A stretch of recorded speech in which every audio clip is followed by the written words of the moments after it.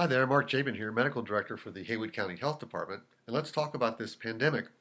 I'm going to start a series with this video that looks at why even consider whether to take a vaccine.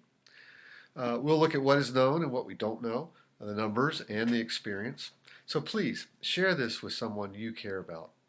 Look, I know there are a lot of you out there with significant concerns about taking a COVID vaccine. Long-term effects, short-term effects. Were these developed too fast? If you aren't in a high-risk group, why worry? What about your rights or religious views? In short, what do we really know at this point, and how to make a choice that is your best choice? So in this video, let's talk about balancing risk versus benefit. Understanding the concept of relative risk is really at the heart of these difficult decisions. It's a fancy term to mean I have a choice between two things. Each has some danger for me. Which one makes more sense? Which one keeps me safer? Now, COVID infection carries risk if you get infected, but not if you don't. Vaccines have benefit for you and the community, but also some risk to an individual if they get an adverse effect. We know that in Haywood County, there have been 4,224 known positive cases out of a population of 62,000.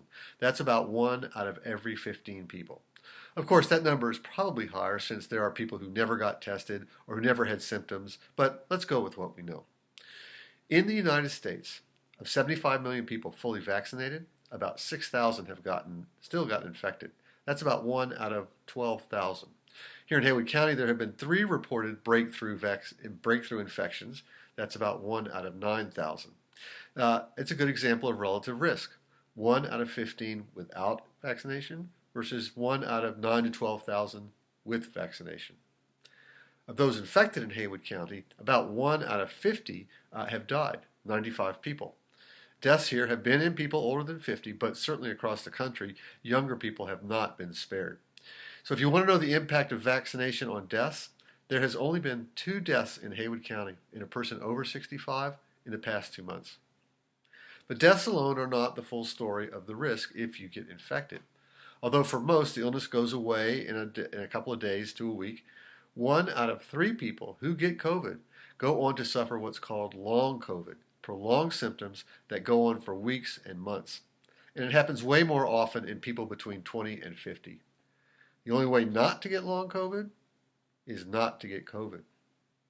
With vaccination, fewer people with COVID, fewer with long COVID, fewer people dying.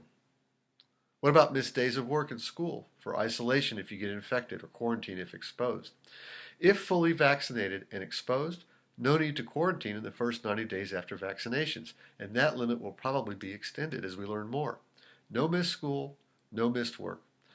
Not only that, but with vaccination, you can safely gather in small groups with others who are also fully vaccinated. The risk of you carrying the virus and giving it to someone you care about is really low. But what about the downside of vaccinations? There have been the expected side effects, many with arm soreness or feeling crummy with full recovery after a few days.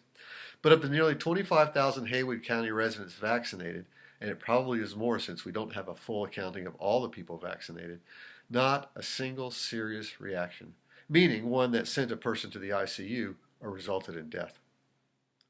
But what about long-term vaccine side effects?